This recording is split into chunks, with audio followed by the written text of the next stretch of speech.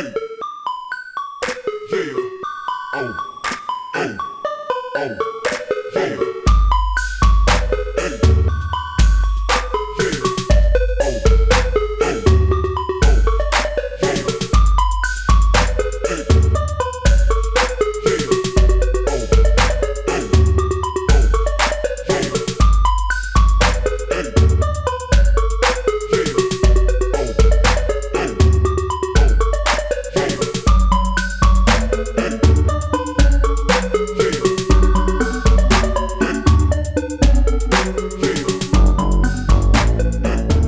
What's up, YouTube? It's your boy Thomas back again with another rendition of Truth Be Told. Now, this week in the news, there wasn't really anything major going on this past week. You know, you just have people fighting Trump, you know, trying to push back on him. They're breaking the law. They know they're breaking the law. The Democrats are being exposed for stealing money from the American people, and they don't like it. I mean, that's their bread and butter, and he's taking it away with Doge or whatever, with Elon and them, and they're exposing him for all the BS that they've been doing for years, the Democrats. And they don't like it. A lot of these Democrat judges, federal judges, are trying to block him from doing his job, and it's pissing off the American people. So they're screwed. They're trying to claim that it's against the law. No, them impeding it is against the law. It's obstruction of justice. And he has the right to do that. So they're screwed. Anyways, all they're going to do is delay the inevitable.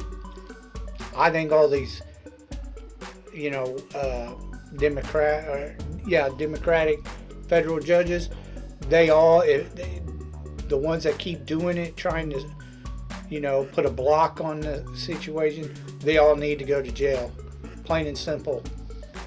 It is what the American people voted for. It's what they want. And I'm surprised more left-leaning Democrats aren't furious at the Democrat Party for stealing their money. It's just crazy that they're pissed off about that shit. And they're not even politicians, some of them. And it makes no sense. Anyways, the only other thing I saw that was pretty funny, I don't give a shit less about any kind of sport. I don't watch sports. I think it's boring to watch it. Playing it's different. But watching it, nah, just don't interest me. So I didn't watch the Super Bowl, apparently. But I saw clips of it where they were all cheering for Trump, but they were booing the shit out of Taylor Swift. She thinks she's got a lot of fans, and she does, but they're feminist. The vast majority of Taylor Swift fans, or Swifties as they call themselves, are radical feminists. They're not normies. And she found out that the normies do not like her, which is the vast majority of the U.S. Nobody likes her. She's an evil, evil girl, a feminist, hardcore. Anyways, moving on. Talk to you about what I really want to talk to you about. Now, I have several shows I've watched, and I got them on the back burner. They're coming around. I'm working on a few more right now. But I've got several shows lined up. This week I'm going to finish out season 1 of the TV show called Monsters. As I said before, it's an anthology series, so I have to go per episode on this because you can't. It's not one story. It's each episode's a different story. So, and like I've said before, if you're not subscribed to my channel, you keep finding yourself coming back, please subscribe. Now, if you don't, you've only seen my videos once or twice, it's not a big deal. But honestly, it's not going to hurt you to press that subscribe button. It doesn't affect you and it doesn't affect your channel. It takes like 2 seconds. Go ahead and subscribe. That way you can help me grow my channel, even if you don't watch me regularly. I would greatly appreciate it. Thank you. Now let's move on. Okay. Now we are doing episodes 17 through 24. This will end season 1. I still got 2 more seasons to go. First one is called Taps. There's which is episode 17. There's a woman who's married to this guy and they're dancers. Well, the guy wants to keep dancing. That's all he wants to do is dance with her for the rest of his life. He's in love with her. She don't want to do that. She wants to screw him over and tell him that, hey, I just want to act now. I don't want to do any more dancing with you. I'm tired of doing it. It got old, which is normal for women. They get bored. They want a divorce. Anyways, she feels that she can't get out of the relationship unless she kills him, which makes no sense. I don't understand why she just didn't get a divorce. Anyways, she kills him and then cuts him up. Well, a few years later, she ends up in the room that she killed him in, and one of his legs show up and starts tapping, and eventually she goes nuts, cuts off her own leg and attaches the dead husband's leg to her foot, and now she's tapping forever with him. It was kind of dumb. Moving on to episode 18, which is called The Match Game. Now, the match game is where you take a match, you light it, and you start telling part of a story until the match burns out, and then another person takes over, lights a match, and that's their time. They got to tell a story within that amount of time. There's 4 teenagers that go to this haunted house supposedly, and they go telling this a ghost story, but the ghost comes to life and starts killing them off one by one until one of the teenagers figures out that he's creating the story somehow, or has made the ghost real, and figures out how to get rid of it by not telling the story anymore from his imagination. I don't know, it was kind of strange, but number 19 is Rain Dance. This Indian woman, there's a town drought, and she thinks she can help by bringing in this like demon-like statue to a relic hunter or trader. She leaves it with him, and then the statue kills both him and his girlfriend or whatever, and then rain, and then the town gets rain. Number 20 is called The Cocoon. There's a detective and a psychic woman, and they find an amnesiac victim that may have been involved in a murder. But the psychic woman figures out uh, that the woman is kind of supernatural. Uh, she, by touching her, she figures out that the woman can spin a cocoon around a man and live for a good while and become youthful again by feeding off of him in this cocoon. The detective she's with was a lover, but then he kind of starts falling for the amnesiac woman, but then she flips it around and then figures out how to cocoon him, and apparently she's going to live forever, and the other one, the amnesia woman, she dies. Yeah. Alright, moving on. 21 is All in a Day's Work. You have this supposed white witch who this guy comes to her saying there's this doppelganger following me around. What do I do? She helps him. Come to find out it's a demon. She conjures up another demon to get rid of this demon. And then the demon that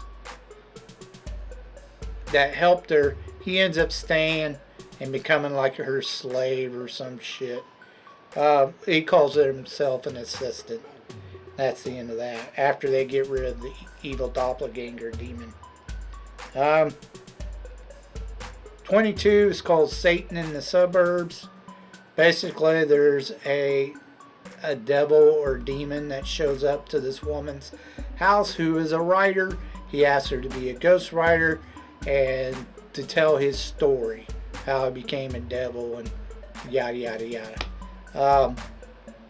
He changes her and her son into devils as well, but that doesn't quite work out. She makes a deal with them. She'll write his book if he changes them back to normal, which he does. She writes the book, and then he keeps his promise, and then he stays with her. That's the end of the episode. The next one is called number 23, Mannequins of Horror. You have this old man who lives in an asylum, and a woman's trying to help him out, take care of him. He's kind of in love with her. She's younger, of course. The director of the asylum, or administrator, he doesn't like him. He ends up killing him by infusing his soul into one of his claymations. Little clay figurines. He's obsessed at making these little clay figurines. He somehow is able to project his soul into one of them while he's sleeping or whatever, like an out-of-body experience kind of thing. Possesses the claymation. Well, she ends up squashing the clay figure that killed the administrator. Come to find out, she walks in on his room and she realizes it was him, the old man. He's all, screwed up because what she beat him with like a book or whatever and smashed the shit out of the clay figure. And then in reality, he's all smashed up when she looks at him when he's in bed. Alright. The last one, 24, is called La Strega, which in Italian means the witch. There's a young man who shows up at this woman's antique store, and he thinks she's a witch, even though she's really young, and he wants to kill her because he thinks she killed his mother many years ago. And he ends up actually falling in love with her, and she falls in love with him. But she's really old. She's an old ass witch. And she convinces him that she's not the one who killed his mother. That his mother was actually a witch too, and was trying to kill her. So that's the end of the show. And that's the end of season 1. Most of the episodes, of course, again, they're fairly cheesy. Several of these are fairly cheesy. We had a couple of good ones in there, but check it out if you want. It's a decent show for something to watch. I gave most of the episodes on this round probably a thumbs up, thumbs down. They were okay. Nothing too major. I didn't have a particular favorite out of that run. Let's get on to your B movie reviews.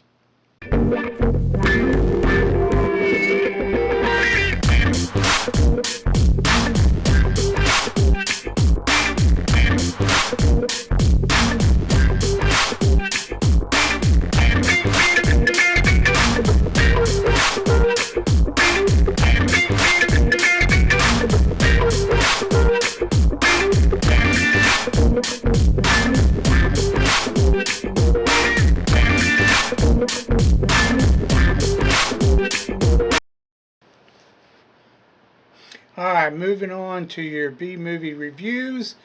This week is Sci-Fi Week.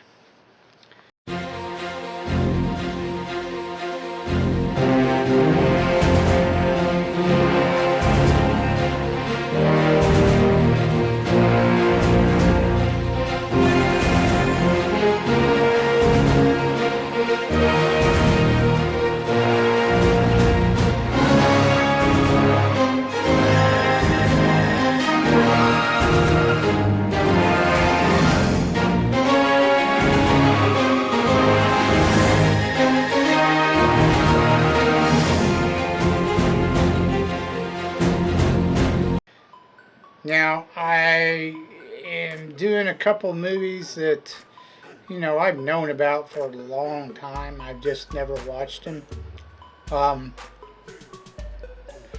There is a series that came out not too long ago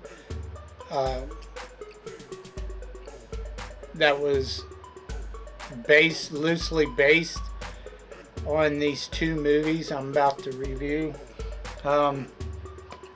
I've never watched the series. Almost everybody says this first season was fairly decent, and then after that it just went to shit, and I don't know how many seasons they have of it. But the first movie is called WestWorld. It was done in 1973 and it made about 10 million worldwide. Yul Brynner plays the android cowboy. Then you have Richard Benjamin and James Brolin. They're the two guys who show up for the vacation or whatever. And shit goes nuts. But anyways, the story basically is you have this theme park that uses androids to give a more realistic feeling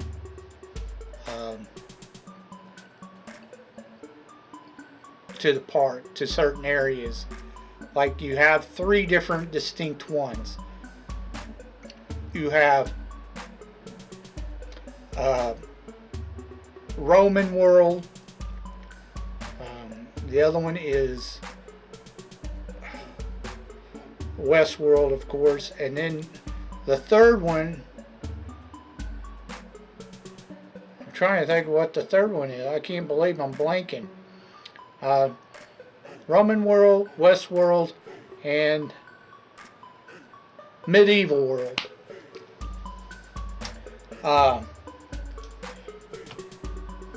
And they have sex robots as well. You can have sex with some of the robots, and then you don't see really that much of Roman or Medieval World. You see a little bit, but they have sword fights and stuff like that in those worlds. In the West World, they have gun fights, and you can get involved in a bank robbery or a break out of jail scenario, or Yul Brynner's character, they kill him twice. He's supposed to be like this gunslinger, and he'll give you scenarios where he wants you to draw, like 12 high, noon, or whatever, out on the street kind of thing. You got bar fights too, that kind of thing. Mainly, it focuses on WestWorld, and everything happens around WestWorld. Well, the AI gets screwed up somehow. They claim it's an electronic virus or whatever, and it's infiltrating all the robots or androids. And then all of a sudden, towards the end of the movie, I'd say the last 30 minutes of the movie, it takes over, and the androids pretty much kill all the guests. I think they said there was like 50 guests. And every day you stay there, it's $1,000 to stay at this theme park.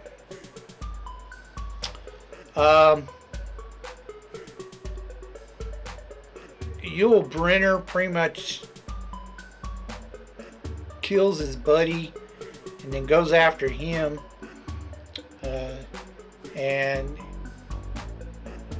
towards the end he's chasing him around trying to kill him off.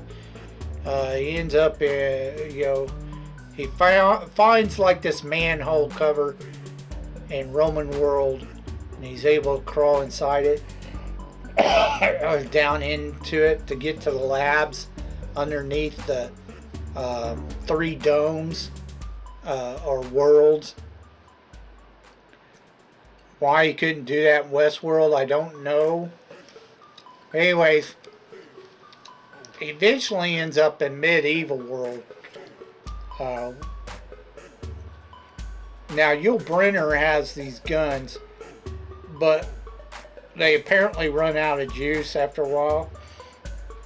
And the androids are supposed to run out of juice too, but they claim that they use their backup reserves or whatever to keep going longer. He has it out with the gunslinger in medieval world without any guns. They end up fighting without the guns. He sets them on fire is what he does for the most part, and he ends up burning up Yul Brynner's android. Now just before he starts chasing him, Yul Brynner's android gets an upgrade. The gunslinger gets an upgrade to his android. Something new that they just installed in him. Like they're trying something new. Better tech. That's why he's able to track him so well. Basically, he's just following his heat signature is what he's doing. But anyways, it was an okay movie. It was alright. I've heard a lot about it. Like everyone's claiming like this movie was like spectacular or some shit. Nah. I mean, it's okay for what it was. I like older movies. But it wasn't like anything super great or anything. It was just decent. The acting was decent. The story was pretty good. I mean, it was written by Michael Crichton, famous sci-fi writer. So it was pretty good. I didn't think it was like super great, some people may differ, but I give it a thumbs up, thumbs down. Wasn't anything spectacular, but it was good. It was a good movie for a one-time watch. I'd never seen it, even though I've heard, I've known about it for a long time. Now, it does have a sequel called FutureWorld. FutureWorld was done in 1976. Only made about 4.2 million, so it didn't do as well as the first one. It stars Peter Fonda and Blythe Danner. Now, the only thing that is really connected to the first movie in this one is that they've redone the theme parks. And, you know, the androids. But other than that, the story's a little bit different. You have a guy, a scientist, who's made the androids. He's really proud of them. However, he's trying to replace top officials and world governments with android duplicates and then killing off the real people. And this is a plot I've seen before. This is not new. You'll find this on Doctor Who. One of the seasons of Doctor Who. I can't remember if it was season 6 or 7 or somewhere around there. The one where he's stuck. You know, he's in the 70s, 60s or 70s, and he's stuck on Earth or whatever. There's a season that's very similar to this. Same plot, same storyline, everything. But anyways, and it's not the only one. I've seen a couple other shows do a very similar story. So when I'm watching it and I figured out what was going on pretty early on, I was like, well, I've literally seen this story before. So Peter Fonda and Blythe Danner, they play reporters, and they're trying to figure out what's going on. They figure out the plot and everything, and then they find out that they create duplicates of them too. So, and they steal them in the middle of the night, drug them so they don't wake up, and that's how they duplicate them. But they have to fight their doppelgangers. And this is what I find a little funny. You know, they're androids. They're going to be way stronger than the humans, but yet they're able to fight them, which made no sense. But whatever. They do meet this one guy who's not an android. Like the workforce, almost the entire workforce is made up of androids, the staff or whatever.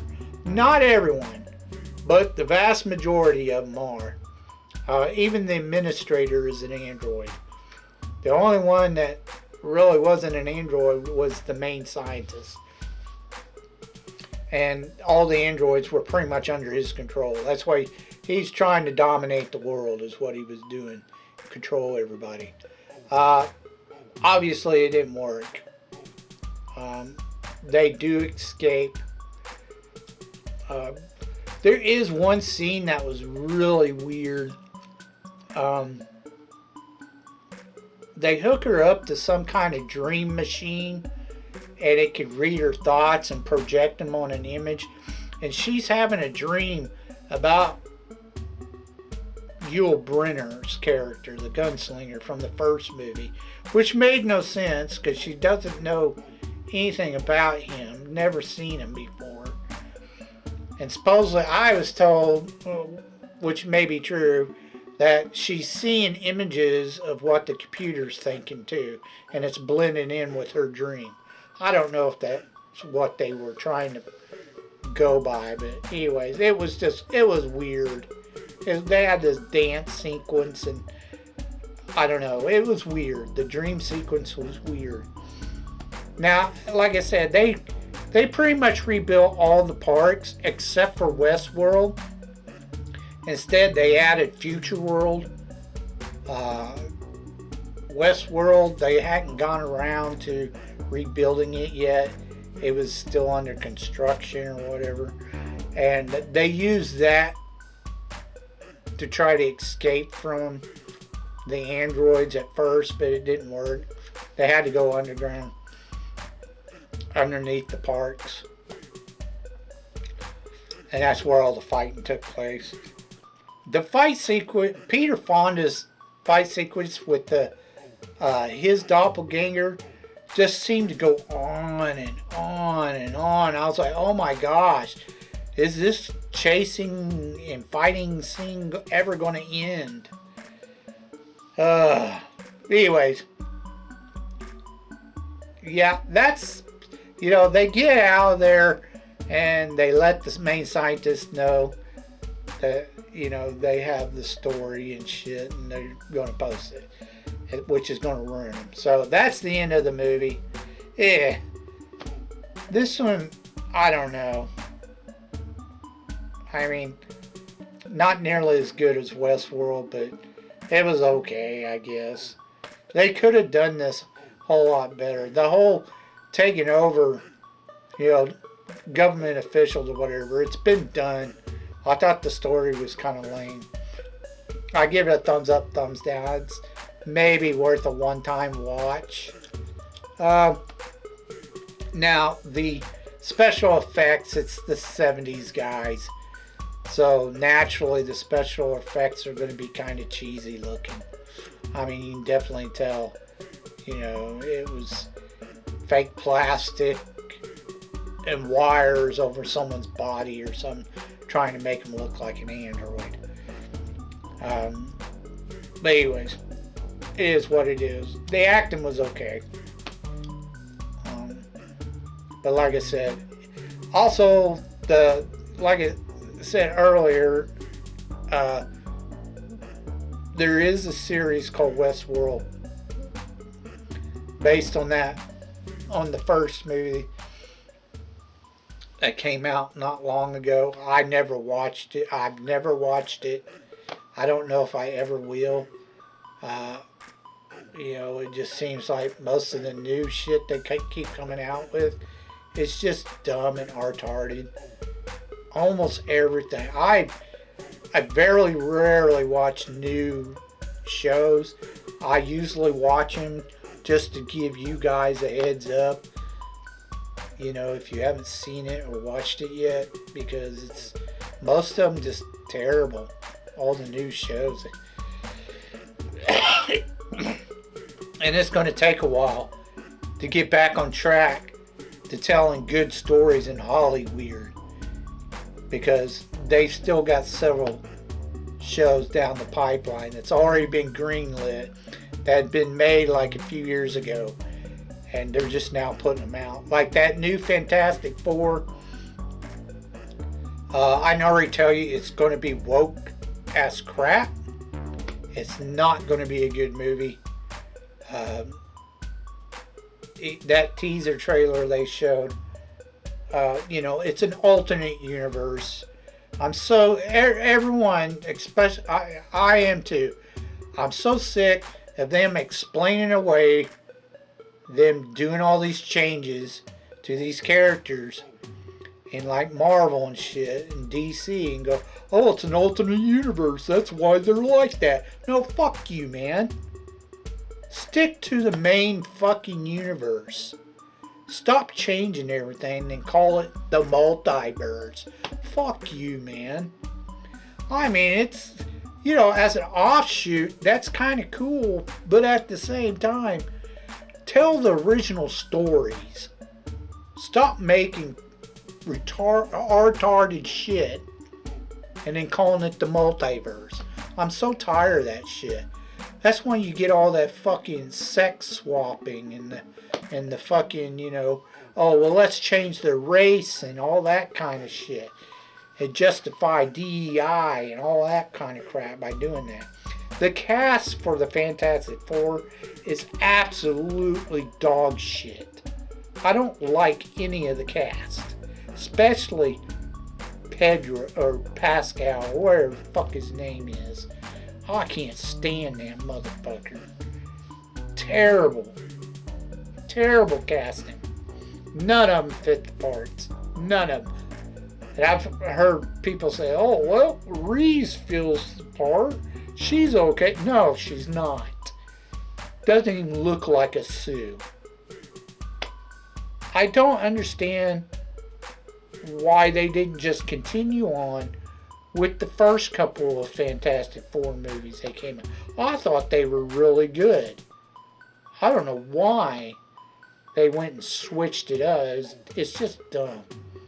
And there's in the trailer they give like this shadow of Galactus, you know, like, okay.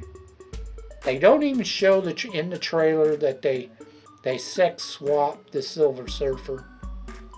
And no, it's not the female Silver Surfer from the comics, you know, in an alternate universe. Yeah, so in the trailer they didn't show the Silver Surfer because they knew that it would get thrashed. Because nobody likes that they've done that. But that's not surprising. Like I said, it's going to take a while for them to get through all the woke nonsense because they got a few years of backups to flush out before they get around to maybe doing some decent shows. So you're going to have to deal with it for another year or so at least. Maybe we can get some decent films by then, by next year. We'll see. I don't hold your breath. Anyways, that's all I have for you this week. If you have any thoughts about what I talked about earlier in the video, please leave your thoughts down in the comment section down below. If you have any, or if you could think of any underrated B movies that you think I never even have heard of before, please leave your suggestions down in the comment section down below, and I'll get to reviewing them as soon as I can. So until next time, I told you you'd be told the truth, and you've just been told.